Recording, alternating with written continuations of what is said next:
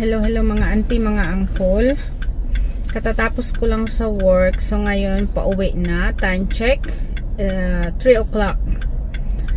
So ipapakita ko sa inyo ang kalsada papunta sa bago naming nalipatan na bahay. So from nasa Cheltenham na tayo ngayon. So, papunta tayo ng Cranbourne West. So, papakita ko sa inyo yung kalsada. There you go.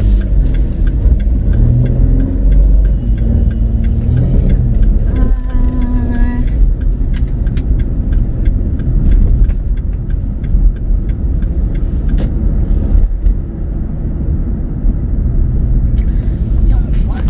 Ano siya? Yan, para makita nyo lahat.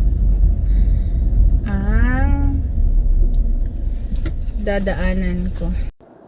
Mga auntie, mga uncle, dumaan ako ng Southland kasi yung workmate ko nakikisakay sa akin, so dinadrop off ko siya sa Southland, kaya ayan, diyan ako dumadaan.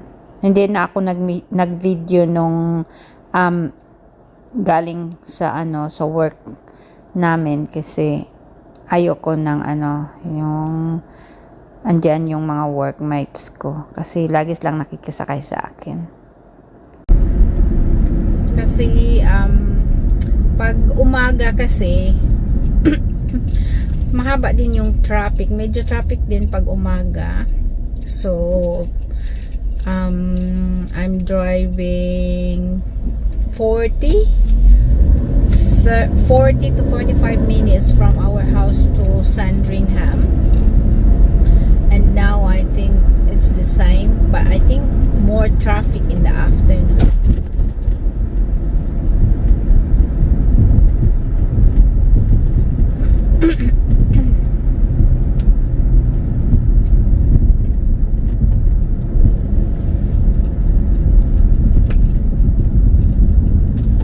So, liko tayo dito, mga auntie, mga uncle. Left turn tayo. Dito tayo dadaan. Lapit na naman ding maubos yung gasolina ko, yung petrol ko. Nag full tank ako noong, kailan ba ako nag full tank? Friday yata.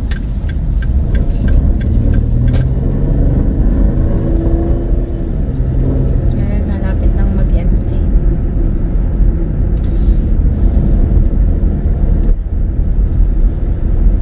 So 60 lang ang speed limit dito. So we're just driving 60.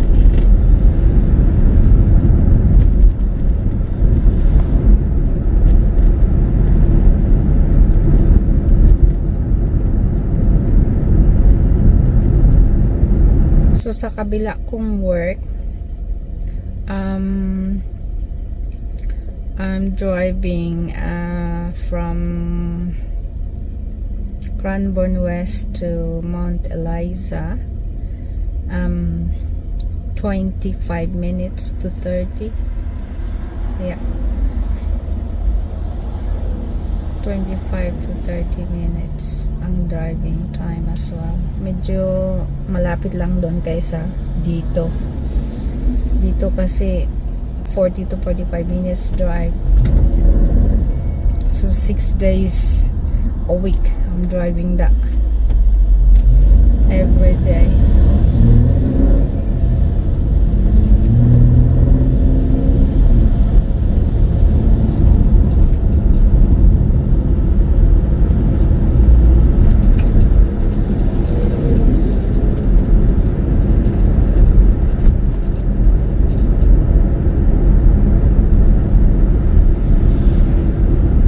So sa right mga auntie, that is Moorabbin Airport.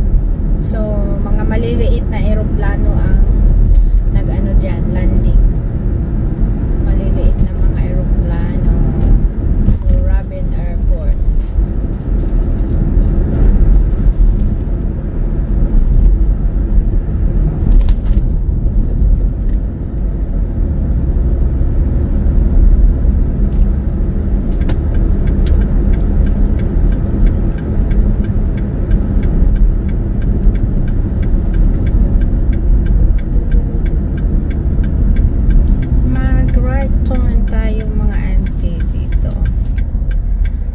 tingnan no. Very sunny day. Akala mo hindi malamig kasi very sunny, pero ang lamig mga auntie, mga uncle, kahit mainit yung araw. Let's go, let's go.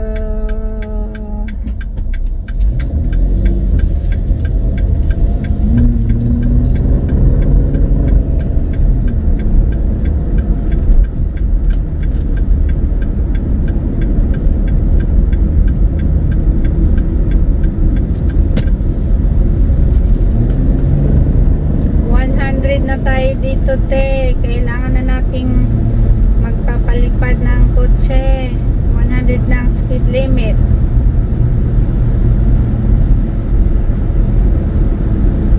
Very sunny. Look at that. Beautiful.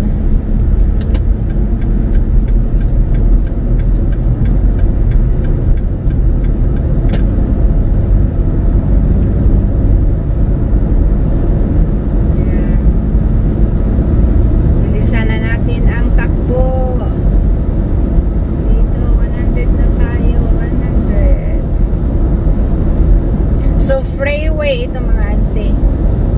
So walang stopping, walang mga lights pa.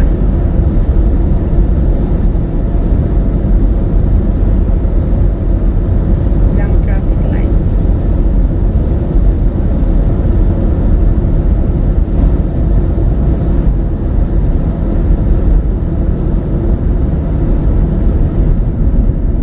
Yan, dito mga auntie, medyo traffic na. Medyo mahina na yung usad ng sasakyan.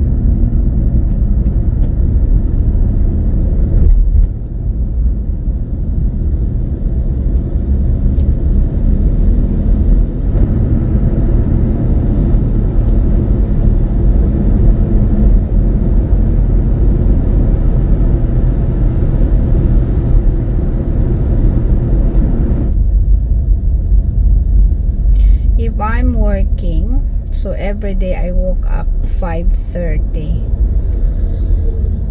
Tapos kaya pag ganitong oras inaantok na ako kasi maaga akong nagising. Pagdating ko naman sa bahay, mawawala yung antok ko.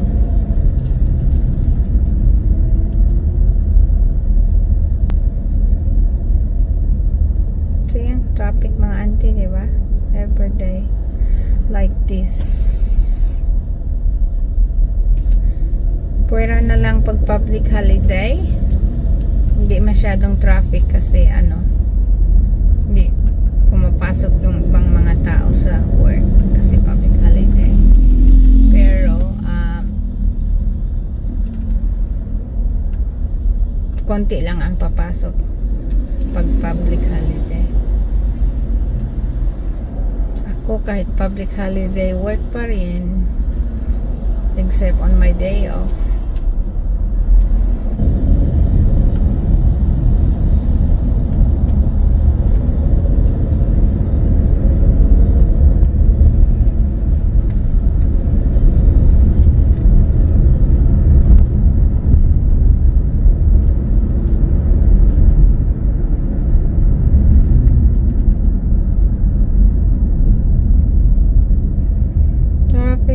Traffic.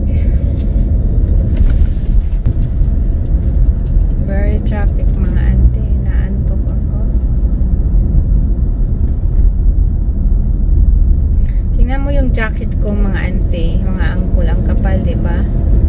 Kasi masyadong malamig dito. Grabe. Malamig-lamig talaga. Kaya yung jacket kong suot is super thick. Yan. Para hindi ka lalamigin. Napakalamig sa umaga. Yeah, more cold in the morning than in the afternoon. Parang kaninang umaga nung umalis ako, parang 8 degrees yata o 6 degrees kaninang umaga. Ngayon is 12, 14 degrees na. Kaninang umaga 6 degrees lang siya. Kaya ang lamig-lamig.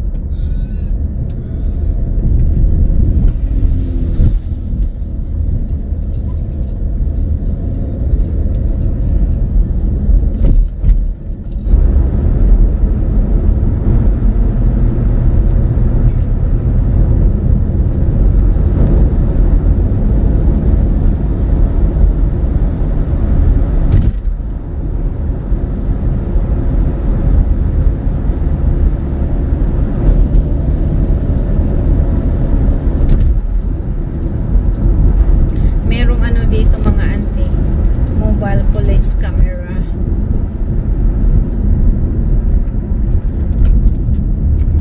Kaya hindi tayo mag-speed kasi may camera mga auntie. Tayo pwedeng mag-speeding din. Saan na yung camera? Ayan, makita nyo yan dyan mga angkol. Yan, may camera dyan. Ito. See, there's a mobile camera.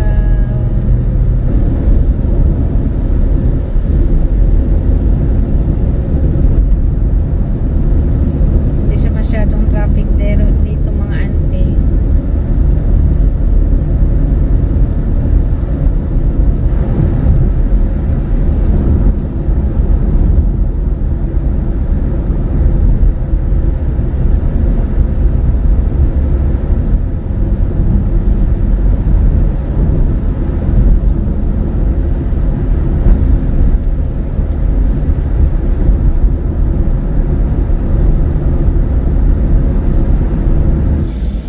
Noon, dumadaan din ako dito nung nagtatrabaho pa ako sa sa Carom Downs na aged care.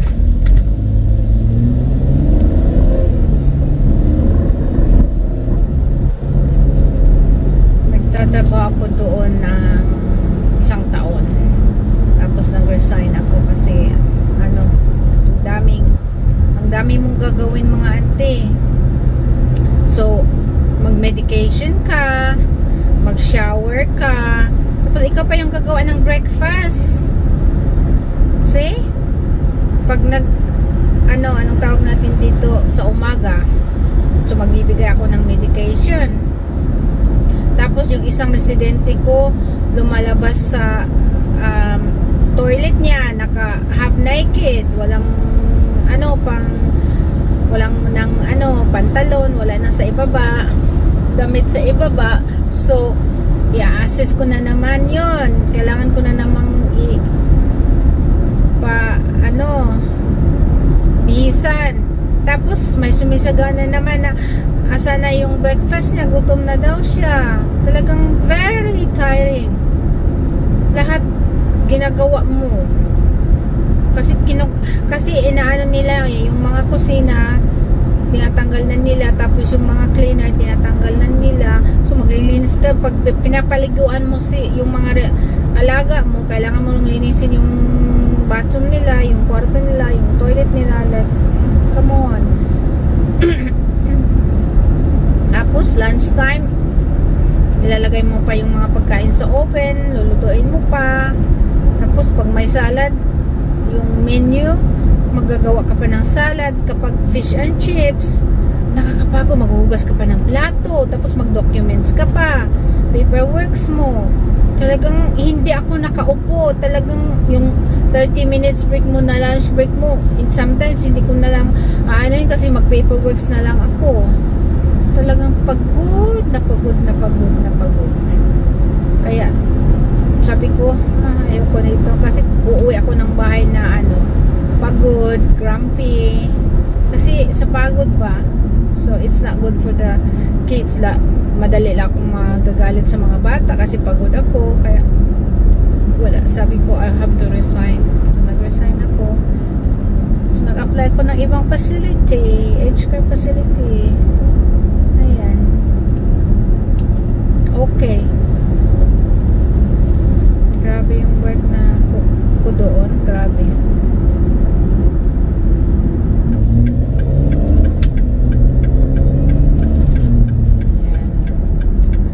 Stop na naman tayo kasi red light na naman yung right turn. Alright, let's go, let's go.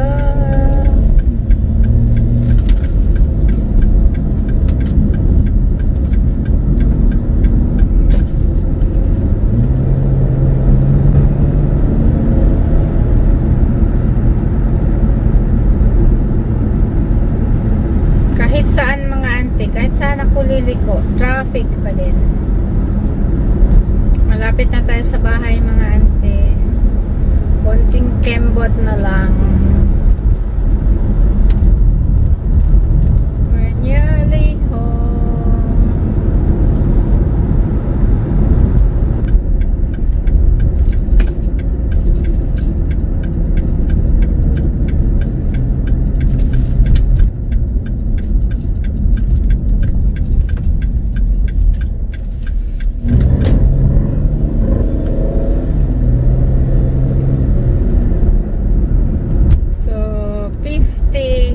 Speed limit dito mga ante. Medyo di tayo magpabilis.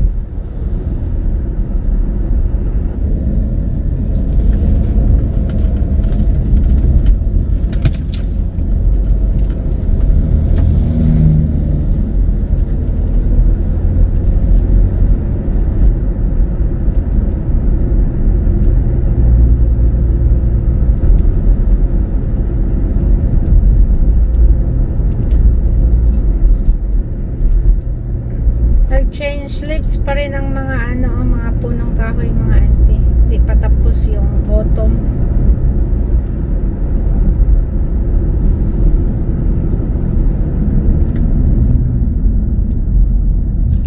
Magli-left turn tayo dito, left turn tayo dito. Yan, malapit lang kami ng childcare. Sabi namin ng asawa ko, malapit lang kasi kami sa childcare. Magbuntis daw ako uli para magamit namin yung childcare. Silly. Ayan, dito na tayo auntie, mag-reverse parking tayo mga auntie easy kasi makita natin sa camera.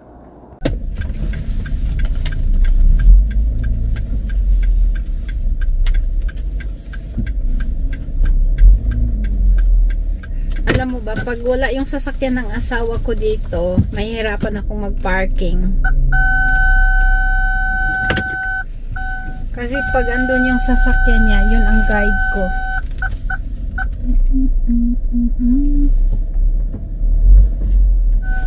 Mga auntie, just arrived.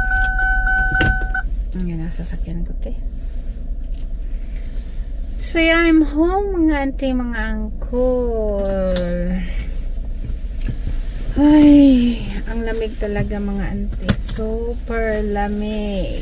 Kapal-kapal ng jacket ko. Ano muna tayo, te?